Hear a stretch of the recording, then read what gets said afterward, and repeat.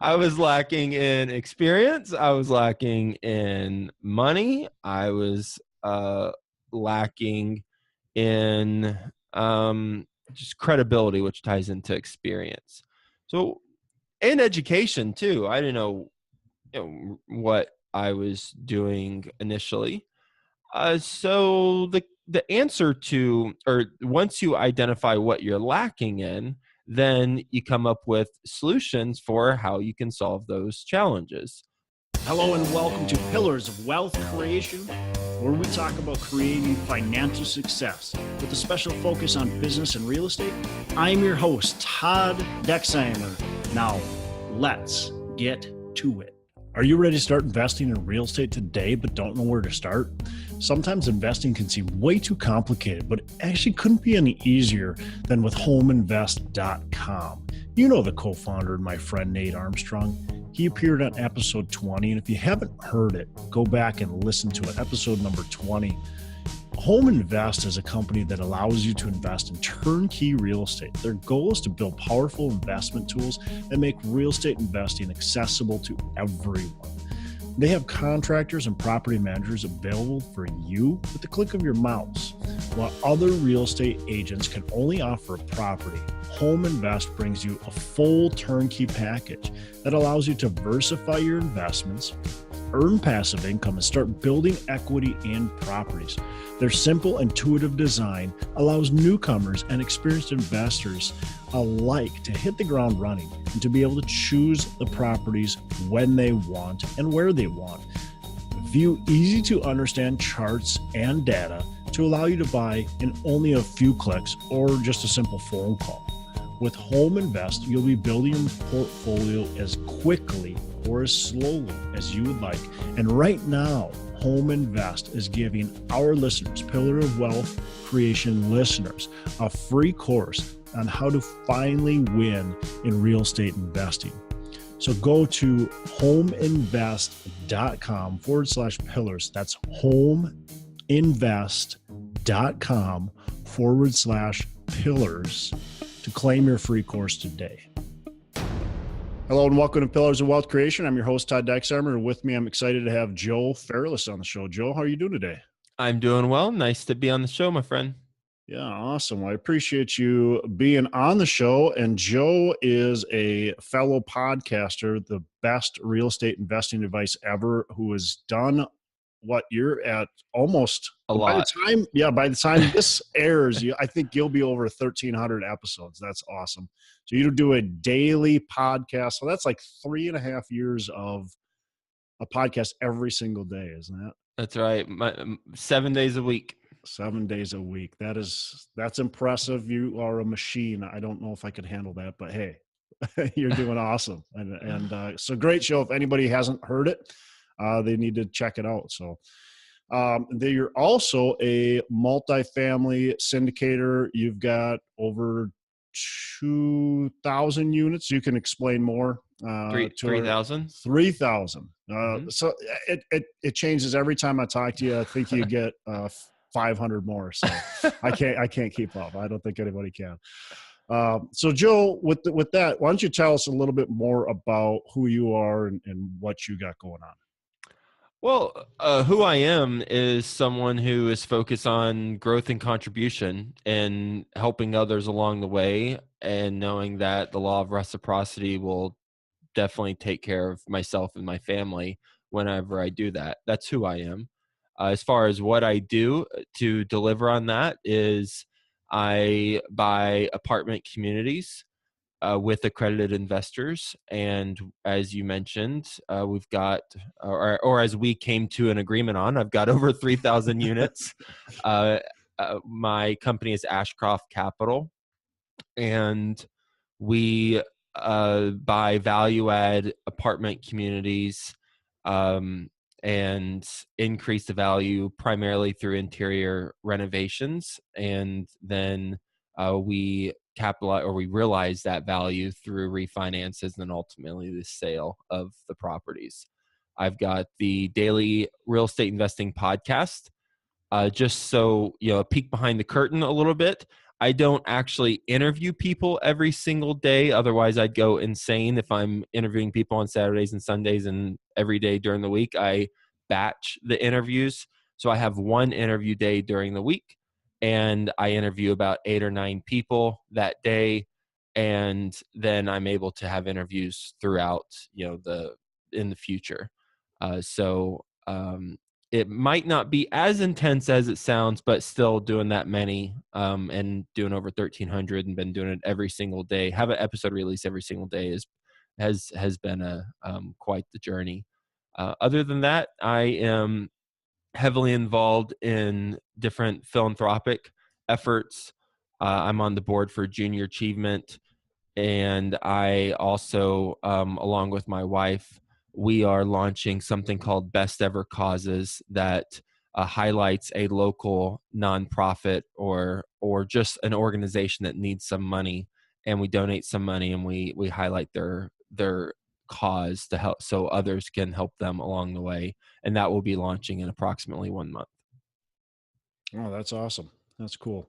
So yeah, Junior Achievements, that's something I've become involved in as well, which is a great organization. So that's cool as well. Um, so I guess the most impressive thing about your podcast is you've had, close to 1,300 guests, and that's got to be a challenge of finding these guests. So how do you go about doing that? How do you find 1,300 guests? Well, the short answer is I don't do it anymore. I've got a full-time team member who does it along with social media and some other things for my company.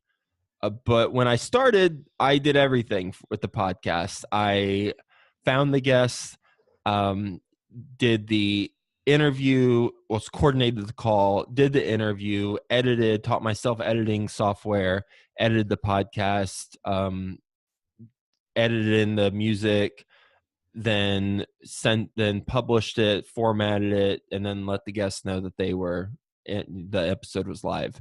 So I've now, all I do is I simply jump on a call with the people I'm interviewing, and that is it. I save a file, upload it on Dropbox, and then that's it. Yeah. It's magic happens after that.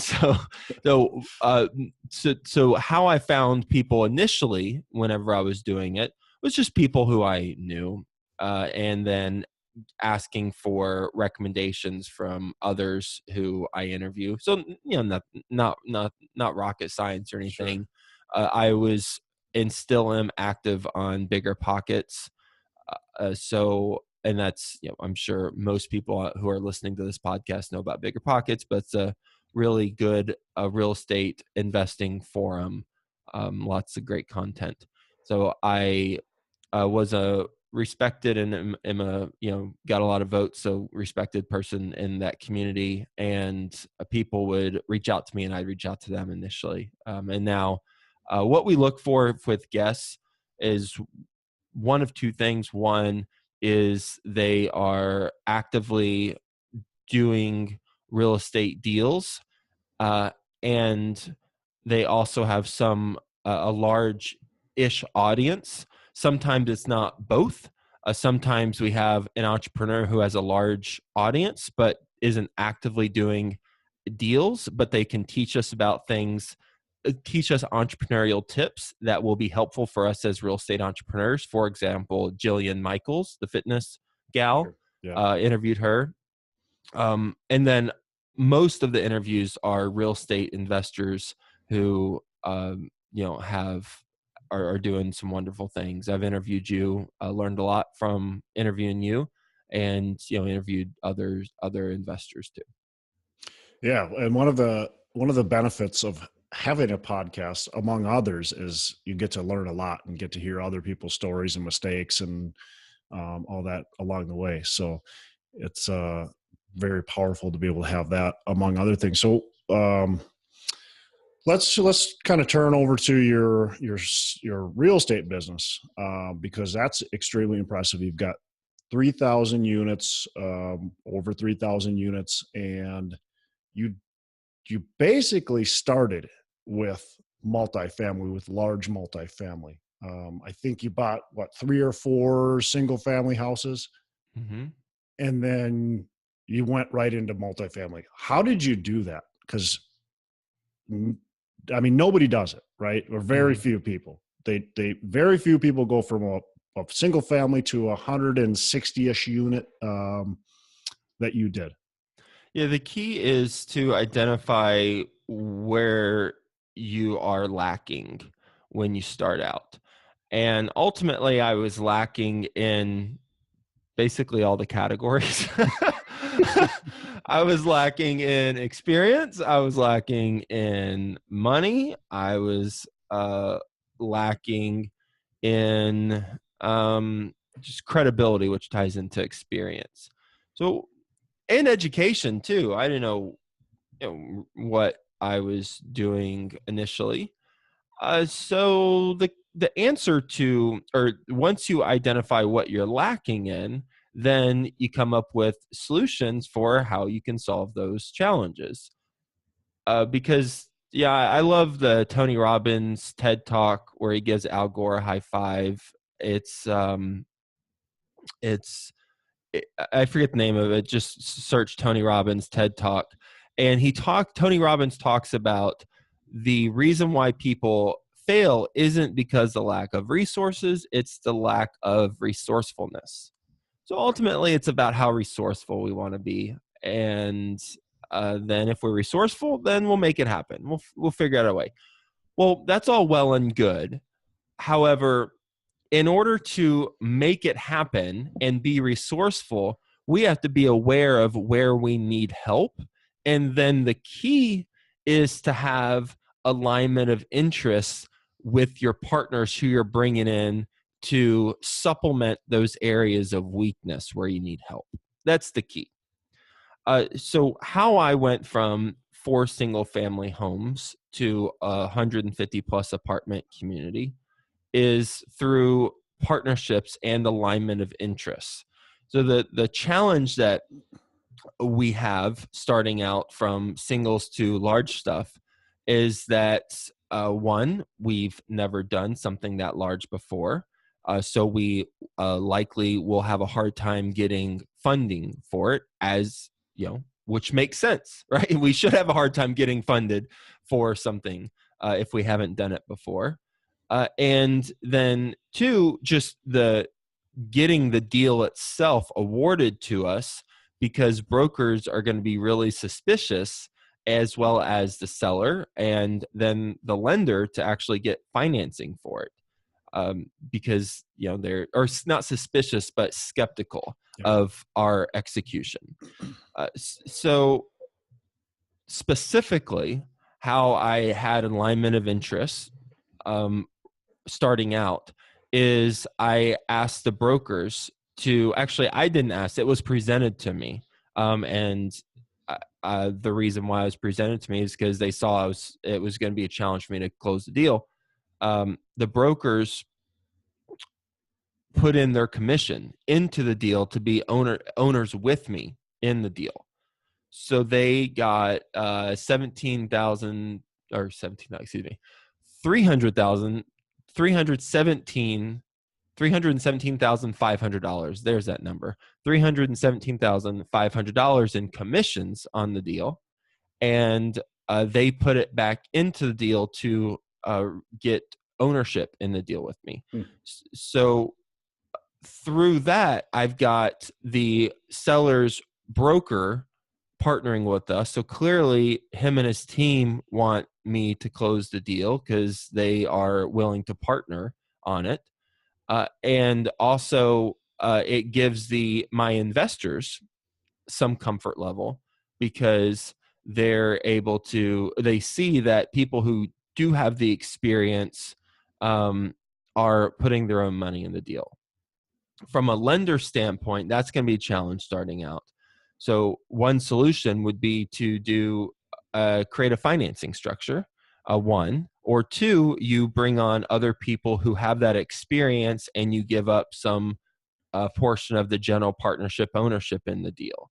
Yep. That can vary depending on what level of experience you have, and how much of maybe they're balance sheet partners too. So that can vary. From a creative financing standpoint, you could do something called a master lease.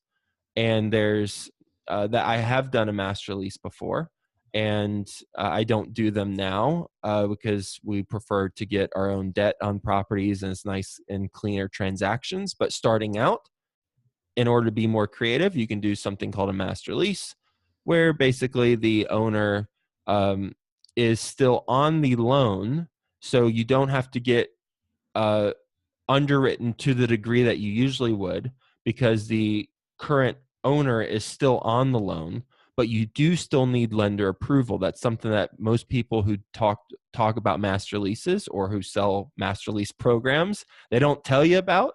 Right. That you need to get the owner or the lender's approval in writing, because most likely the master lease will violate some covenant in the loan terms.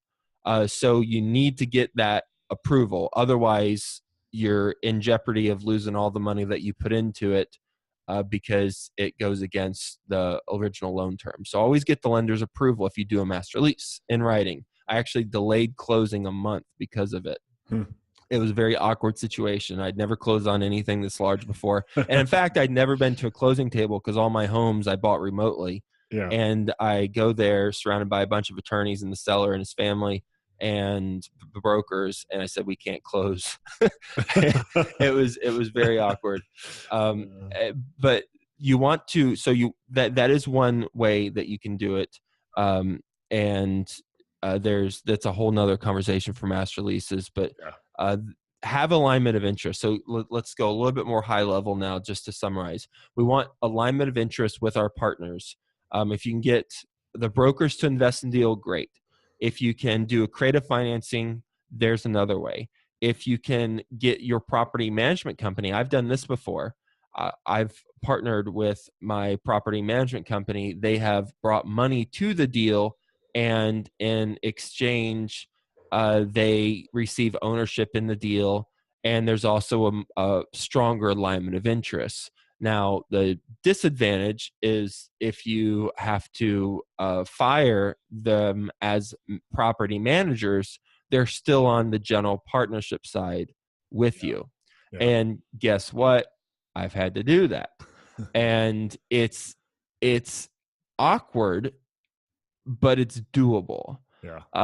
If you approach it the right way. A book I recommend reading is Crucial Conversations. It talks about how to have tricky conversations when the stakes are high and opinions vary. So those are some ways. So what you did is what people say you can't do, right? I mean, most people are saying you got to start small, work your way up, and eventually get there. But you went from a single family to 150 plus, and now you're buying 200 plus unit buildings. Take us through that mind shift of like, you went from a single family up to this big property. How did that happen? How did that work? And like, I'd like to say the philosophy that I approach things with, and that is, the world will tell you you're too young, too inexperienced until the next day they tell you you're too old and have too much experience. There's really no perfect spot. Yeah. You're too young, you got too little experience, or you're too old and you got too much experience. So the mindset is knowing that it's possible because others have done similar things, and everyone listening to this interview, well, it's possible. So now you just be resourceful and have alignment of interest with the partners, and be attractive enough to attract the right partners to your business. And I think that's the key, or that's one of the keys. And in order to be attractive, the deal needs to be desirable, and you have to be a person that people want to work with. I mean, that's the true sign of a leader, is someone who can attract the best talent and maneuver to an objective that is mutually beneficial for all parties. When you have those qualities, then you can do some powerful things in a period of time that is much faster and done in a safe way than what's typical. So I would focus on some of those qualities and honing some of those qualities. So how do you become attractive then? Well, you become attractive through taking those leadership skills where you, one, need to be someone who people want to be around. So you do what you say you're going to do. Yeah. You're a person of your word. I mean, it goes back to some of the core characteristics of being a good person. If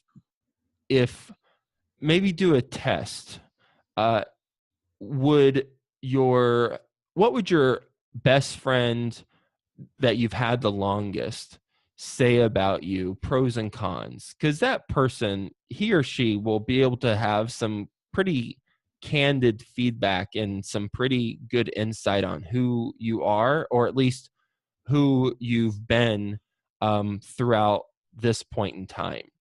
Are you a person of your word?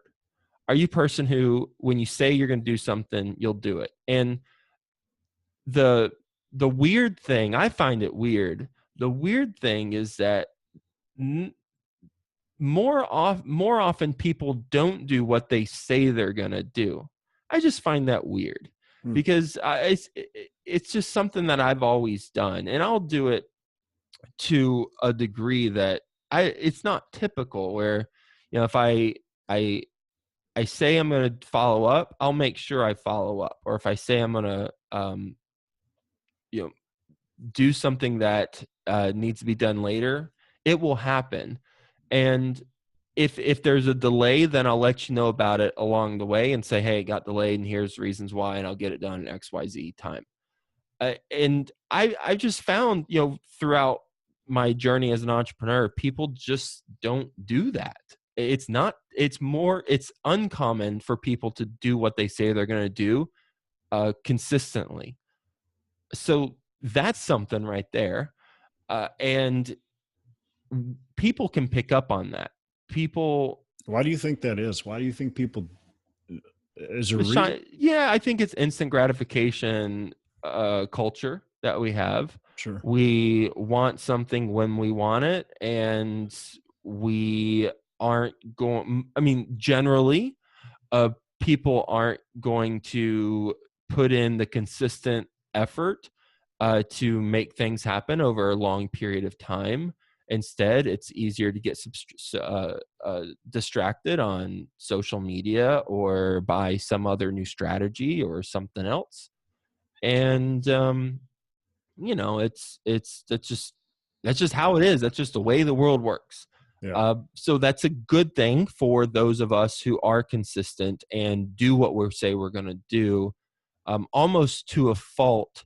But not quite. I said almost to a fault, not quite to a fault, because you don't want to do something because you said you're going to do it and you're jumping off a cliff, right? Yeah. Like and metaphorically speaking, and quite literally, obviously. So it's being able to revise the approach, but let those people know who you committed to along the way. Hey, I know I mentioned I'm going to do this. I got to make an update and to the timeline or to what I said I was going to do. And people really respect that. Yeah. And I would say you've been a master at that because you've got a daily podcast. So you're doing that every single day for 13 or 1,200 some odd episodes. You're buying 200 plus unit buildings, 1980 or newer, whatever your whole stipulation is, but you're consistently doing it the way you said you're going to do it. And I'm sure there's many other things that I could mention that I don't know about. But yeah, you're consistently doing what you say you're going to do. Mm-hmm. Yeah. The business relationships that work out and don't work out, those individuals, regardless of it working or not working out, will say that I followed through with what I said I was going to do. I'm a man of my word. Yeah. And that's I mean, going back to my Texas roots, I was talking to someone last night. I was having dinner with someone last night, and he asked me, "What do you miss about Texas?" I live in Cincinnati now. What do you miss about Texas? And there's something about Texas where your word is your bond. And again, I mean, there's all sorts of people in Texas, like, and not everyone's like this, but just there's a cultural thing about it. And I miss the cultural thing. It's not a knock on Cincy, or, I lived in New York City for 10 years. Every city and every area has its own culture and the pros and cons. But just one special thing about Texas in particular is, it's the handshake and your word goes a long way. And, for everyone listening who are like, oh man, I really wanted to get into, some tactical stuff on apartment investing. Trust me, there are books out there. There's blog forums. I'm actually writing a book, how to, the best real estate investing syndication book. I can't remember the title, but it's about apartment syndication. It's got best ever in there to keep the branding consistent. That's going to be coming out in about a month or two on how to syndicate an apartment building from start to finish. So there's tactical things out there, but the thing is, Tony Robbins talks about this, 80% is psychology, 20% is mechanics. And I thought that was a bunch of BS whenever I heard it and I didn't have any money. But it's true, because the tactics are available. I mean, they're pretty darn easy to find. The challenge is the mindset and honing that and making sure that we live in a world of abundance, even if we don't have financially an abundant amount of money. If we're really honest about where we're at in life relative to where others are on the face of the earth, then we do have abundance in some categories if we really look at it, and approaching it that way. And you asked at the very beginning of our conversation, who am I? I told you who I am. I didn't say I was a real estate investor. I'm someone who gives back. I want to contribute. I want to grow. And when we approach it that way, we can have 3,000 units, $265 million worth of apartment communities or more, or whatever, or that type of stuff, which I have now with my business partner and our investors. Yeah. Cool. That's awesome. Let's shift gears a little bit. What's one of your biggest mistakes, and how did you learn from that? Lots of mistakes. I actually do a presentation on mistakes that I made on my real estate deals. A couple of them. One is assuming that apartments are the same management approach as single family homes. That's a big old mistake I made initially. What I learned from it is they are not. It's much more involved than that. With my single family homes, I look at the P&L statement once a month, maybe, and that's it. Apartments, it's much more involved. Even if you have one apartment building, it's much more involved. So it's a weekly thing at minimum, where you're looking at the different key performance indicators from, pre-leased occupancy, scheduled move-outs, evictions, collected income, maintenance requests, how many maintenance requests are pending. I mean, all sorts of stuff. Yeah. So that is one area that I have changed my approach. And another is assuming that, and this is a dumb one, but that's just, I was starting with little education. Now I've become educated. I can't believe it, but I thought occupancy, when someone said the apartment community was 95% occupied, I thought that 95% of the people were paying. But there's a difference between economic occupancy and physical occupancy. So I have learned the hard way that physical occupancy can be 95%, but economic could be 20%. It wasn't 20, but it was around 60, 65%. Wow. Uh, so, there's a big difference in occupancy and economic occupancy. And then lastly, from a single family home standpoint, my fourth house I bought was when the dust settled, I about broke even, but it cost about $10,000 more in repairs than I thought it would. And the reason why is, one, I didn't do the right due diligence, but really, I didn't find the right contractor. I was in New York City at the time. The house is in Fort Worth, and I hired the wrong contractor. Think he was sneaking some money over to himself and not doing the work. And I think I was the only company or only person he was being employed by at the time, which is usually not a good thing if it's just a little single family home, cosmetic stuff. So, the lesson there is qualify the contractors more than just a family friend. It was actually a family friend. Hmm. Instead, call references, even if it's a family friend. So there's the learning there. Yeah. Yeah. Give us 3 factors for us to become successful, that something that you've done to be successful. I am for my clients, so I have a consulting program on Yeah. apartments, and I also have investors. So for my clients and my investors, I am the most responsive person they've ever come across in their entire life, Hmm. period.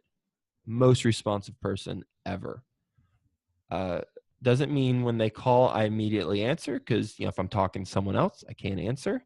However, I follow up with them very quickly thereafter, and everyone who works with me, and clients or investors, they'll tell you that.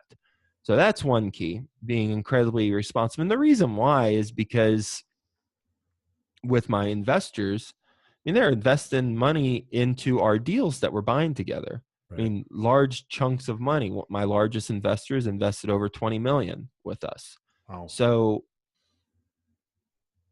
the same responsiveness that I have with him, I have with investors who have invested the minimum 50,000 with us.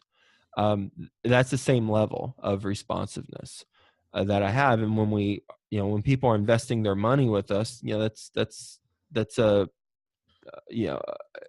priority for me to get back to them. That's one. Two is we've talked about already, resourcefulness. I'll find a way to make it happen. I just will. That's just how I am. And this has been a core belief of mine ever since I can remember. I've always thought that I'll find a way to make it happen, that there's a solution. I've always thought that to anything. I remember thinking that when I was in high school about something. I just always think that there's a solution. I'll find a way to make it happen. And it goes back to what we were talking about earlier, having alignment of interest and partners and things like that. So that's the second thing, resourcefulness. So responsiveness, resourcefulness. And the third is surrounding yourself with the right people who you can constantly learn from. I've learned from over 1,300 real estate investors and entrepreneurs. That's a whole lot of people who I've had one-on-one conversations with for approximately 25 minutes.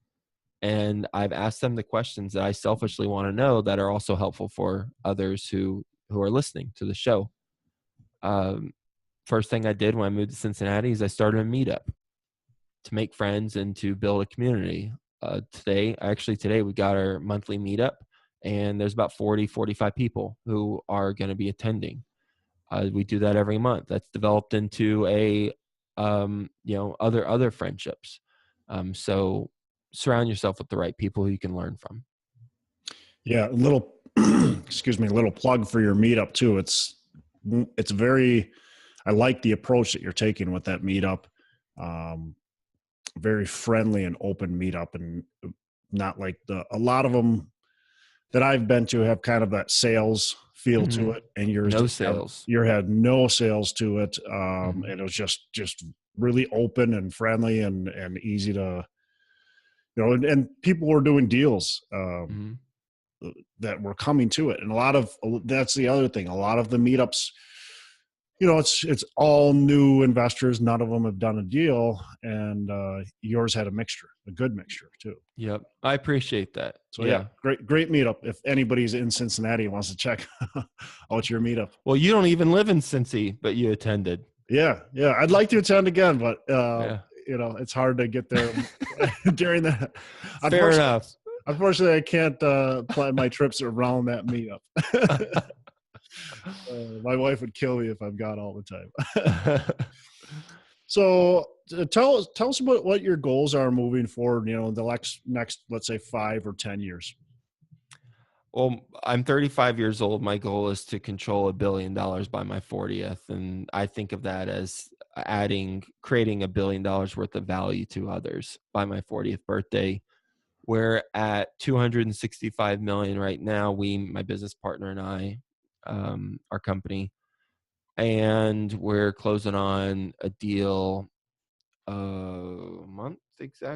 less than a month now, from now in Fort Worth. And that's going to put us, around a little over 300 million. So we'll be at $1 billion by my 40th, which is about 4 years or so from now, 4.5 years from now. And I give back. There's give back components in everything I do, either directly or indirectly. So when we achieve that goal, we'll have given a whole lot of value back along the way. I'm not waiting until that goal is reached. I'm doing it along the way. Jim Rome, the personal development guy who Tony Robbins learned from, he talked about that, where he suggested that we start giving now. And I'm at a different financial situation I was a couple of years ago, and etc. But I've been giving back for a while when I wasn't in the financial situation I'm in now, which is markedly, better, and continues to get better and better and better through the deals we do. But I've always had a give back component, and I believe it's important to do that. Whenever I left my job, and I had about 50,000 in the bank, and that was from a refinance I did on one of my homes. And I didn't really have any other money coming in. I had the 4 homes, but I mean, for any single family home investors, you have about 4 homes. Might be able to empathize with me. You made $250 a month, but then someone moves out and there's $5,000 that you got to pay, and boom, all your profits get swiped away. So I didn't really have income coming in, but I still funded a scholarship that brought a student from Texas Tech, where I went to school, to New York City for the weekend, and allowed them to shadow different advertising agencies. And I've been doing that for 6 years now. Last 6 years, I've been funding that trip. So I've done it even through the lean times, and it's important to do that. So what are my goals? It's to give back along the way, and to continue to give back more and more and more. And then, I know, as I said at the very beginning of our conversation, the law of reciprocity, things are just going to take care of themselves. Yeah. Well, you're right. So you've got, all these apartment communities, and you're continuing your goals to get to this billion under controllable assets. How are you continuing in this type of market to find deals that work, for your investment strategy? By this type of market, you mean really competitive, money's cheap, and sellers are unreasonable? Yep, you got it. Yeah.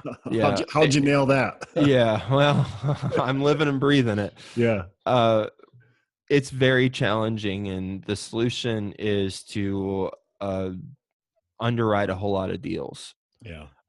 I get an email a day, literally at least one email a day. And I'm not counting people who email me multiple times from investors who ask me, when's the next deal? When's the next deal? And we could have gotten about 5 deals between the last deal and today, but they would have been off market deals, and they're off market deals where the seller is so unrealistic about what the value is. We want it to go to market because then we'll bid on it at a market rate versus what the seller wants. The off market deals right now, for the most part, this is a generalization, so there's exceptions. For the most part, the off market deals are worse than the on market deals right now. So how do we do it? We underwrite a lot of deals. We are proven to be closers within the Dallas, Fort Worth, and Houston markets that we have our portfolio in. So, brokers know and owners know, hey, if they have something under contract, they're going to close, unless, something crazy happens. And we do have earnest money hard day one. So that gives them another level of comfort. I mean, we've got 200,000 hard day one, in most deals, and then another $200,000 after 30 days hard. So, they've also got a level of comfort. So there's no secret answer, other than underwrite a lot of deals. And so how do you get the deal flow? Well, you get the deal flow through multiple channels, that you, can research and implement. One is brokers. That's an easy one. Unless you don't have experience, then it's more challenging. Then you got to have a team to really bring up your level of experience and credibility with the brokers. 2 is just finding the deals yourself. I've interviewed people on my podcast who are buying 150 plus unit deals right now and going direct to the owner. And they're finding them by simply driving the area, looking up the contact info, and then calling, texting, and mailing them stuff. It works. You go through a lot. And in fact, when I interviewed this gentleman on my podcast about it, he said afterwards, I wish he would have said during our recorded call, but he said afterwards, he said, the reason why I told you this is because most people aren't going to take the time to do it. It goes back to what I was talking about earlier in our conversation, the instant gratification and the shiny object syndrome that just we've got as a culture right now. Yeah. And, fine, whatever, some people can choose to do that, but people who listen to your podcast or listen to mine who are overachievers and seeking ways to get the information they can implement into tactics and in reality, we together, we're not going to have that shiny object syndrome. We are going to be consistent. We are going to do the things that are proven to do, to be effective. It's just not going to happen overnight. Yeah. Yeah. What's your favorite book that you're reading right now? 33 Strategies of War by Robert Greene. I am about one chapter from being complete. Interesting. I've never heard of that one. Last question before we wrap up. What's your definition of the secret to financial freedom? The secret to financial freedom is simply having passive income that exceeds your expenses, and fund money. So just all your monthly expenses. Financial abundance. You asked for the secret or the definition? Secret. Oh, secret. Sorry. So I was giving you the definition. The secret. Work harder on yourself than you do your job. That's yeah. Cool. So last thing is, how can we reach you? Well, for all of for apartment investors who want more info on that, I've got a apartment resources guide I'll give to you for free. Just email info at joefairless.com. That's info at joefairless.com. And that's a resources guide that's got all sorts of good resources, from books to podcasts to websites to do market research, things like that.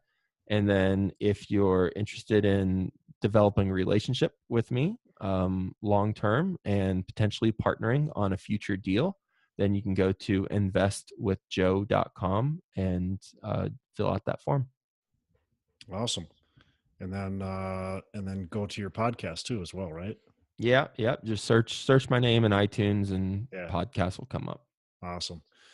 Awesome, Joe. I appreciate you being on the show and taking time out of your day to spend with us and sharing all your valuable insight. Hey, great catching up with you and looking forward to seeing you soon. Sounds great. Have a good rest of the day. All right, you too. Bye. Hey, special thanks to Joe Fairless for joining us on the show. Really appreciate his time that he was able to spend with us and the valuable insight Joe has given to us. So 3 things I took from this episode. First of all, identify where you're lacking and fix it. And as Joe said, he was lacking really in everything. And so he learned how to fix it. He partnered with the right people. He studied the right things that he knew he could get strengths on. And then from there, he was able to then start buying apartment buildings, and not just start, but really crush it in apartment buildings. So he figured out where he was lacking and he fixed it the right way. And now, he's got over 3,000 units. He's done nearly 1,300 podcast episodes. So, I mean, he did it, and he did it very well. So the other thing he talks about is be responsive. And I think that is, as Joe mentioned too, is most people aren't responsive. They say what you want to hear, and then they don't actually follow through. And Joe talks about being responsive. I mean, being that person that everybody goes, wow, he actually is a man or woman of their word. And they care about what they say. And so many people don't. I think a lot of people just want to tell you what they think you want to hear, and then that's it. And they don't understand what they're doing. And so if you can be responsive, respond back to people right away, tell them what you're going to do and follow through with that, that's going to get you a lot farther than doing the opposite. And then the last thing that he said is be resourceful. And I guess that kind of goes along with finding what you're lacking and then fix it. But it, maybe adds on to that. Be resourceful. Find the solution to the problem. There's always going to be problems in your business, and you have to find the solutions to those problems. How do we continue to buy? We're in a hot market right now. What's the solution? How do we continue to buy? Joe has continued to buy, and he hasn't deviated from his formula. So how do you continue to be successful? What do you do to get yourself there? So awesome episode with Joe. I really appreciate him taking time out of his day. Super busy guy. So great for him to take time with us. Go on to our podcast on iTunes and search for us, and then give us a rating and review. We'd love to hear what you think. And also you can go on our Facebook page and tell us, what you think about our podcast. And if you've got any questions for us that we can answer during our Hump Day Hustle, we'd love to hear from you as well. So that is it. I'm Todd Dexheimer. I'm signing out. Make every day a Saturday. Are you ready to start investing in real estate today but don't know where to start? Sometimes investing can seem way too complicated, but it actually couldn't be any easier than with homeinvest.com. You know the co-founder and my friend Nate Armstrong. He appeared on episode 20, and if you haven't heard it, go back and listen to it, episode number 20. Home Invest is a company that allows you to invest in turnkey real estate. Their goal is to build powerful investment tools that make real estate investing accessible to everyone. They have contractors and property managers available for you with the click of your mouse. While other real estate agents can only offer a property, Home Invest brings you a full turnkey package that allows you to diversify your investments, earn passive income, and start building equity in properties. Their simple, intuitive design allows newcomers and experienced investors alike to hit the ground running and to be able to choose the properties when they want and where they want. View easy to understand charts and data to allow you to buy in only a few clicks or just a simple phone call. With Home Invest, you'll be building your portfolio as quickly or as slowly as you would like. And right now, Home Invest is giving our listeners, Pillar of Wealth Creation listeners, a free course on how to finally win in real estate investing. So go to homeinvest.com/pillars. That's homeinvest.com/pillars to claim your free course today.